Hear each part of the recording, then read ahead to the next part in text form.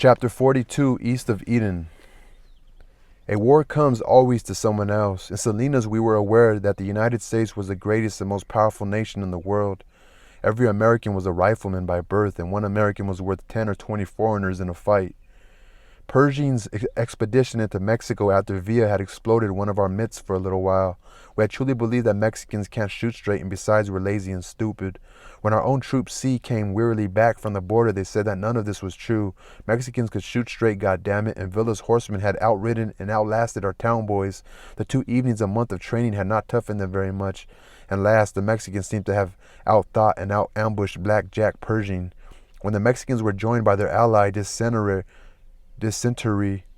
it was god-awful. Some of our boys didn't really feel good again for years. Somehow we didn't connect Germans with Mexicans. We went right back to our myths. One American was as good as 20 Germans. This being true, we had only to act in a stern manner to bring the Kaiser to heel.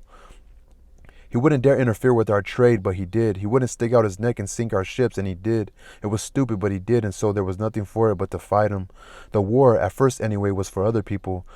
I, my family and friends had kind of bleacher seats, and it was pretty exciting. And just as war is always for somebody else, so it is also true that someone else always gets killed.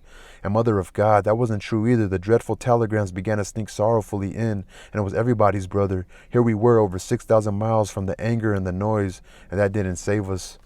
It wasn't much fun then. The Liberty Bells could parade in white caps and uniforms of white sharkskin.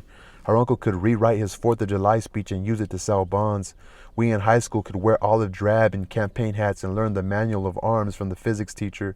But Jesus Christ, Marty Hobbs dead, the Burgess boy from across the street, the handsome one our little sister was in love with from the time she was 3, blown to bits. And the gangling, shuffling, loose-jointed boys carrying suitcases were marching awkwardly down Main Street to the Southern Pacific Depot. They were sheepish, and the Salinas band marched ahead of them, playing the Stars and Stripes forever, and the families walking alongside them were crying, and the music sounded like a dirge. The draftees wouldn't look at their mothers. They didn't dare. We never thought the war could happen to us. There were some in Salinas who began to talk softly in the pool rooms and the bars. These had private information from a soldier. We weren't getting the truth. Our men were being sent in without guns. The troop ships were sunk, and the government wouldn't tell us. The German army was so far superior to ours that we didn't have a chance. That Kaiser was a smart fellow. He was getting ready to invade America. But would Wilson tell us this? He would not, and usually these carry-on talkers were the same ones who had said one American was worth 20 Germans in a scrap, the same ones. Little groups of British in their outlandish uniforms, but they did look smart, moved about the country buying everything that wasn't nailed down and paying for it and paying big. A good many of the British purchasing men were crippled, but they wore their uniforms just the same. Among other things, they bought beans because beans are easy to transport and they don't spoil and a man can damn well live on them. Beans were 12.5 cents a pound and hard to find, and farmers wished they hadn't contracted their beans for a lousy 2 cents a pound above the going price 6 months ago.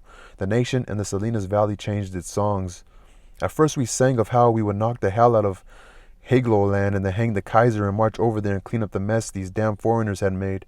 And then suddenly we sang, in the war's red curse stands the Red Cross nurse. She's the rose of no man's land. And we sang, hello, Central, give me heaven, 'cause my daddy's there. And we sang, just a baby's prayer at twilight. When lights are low, she climbs upstairs and says her prayers.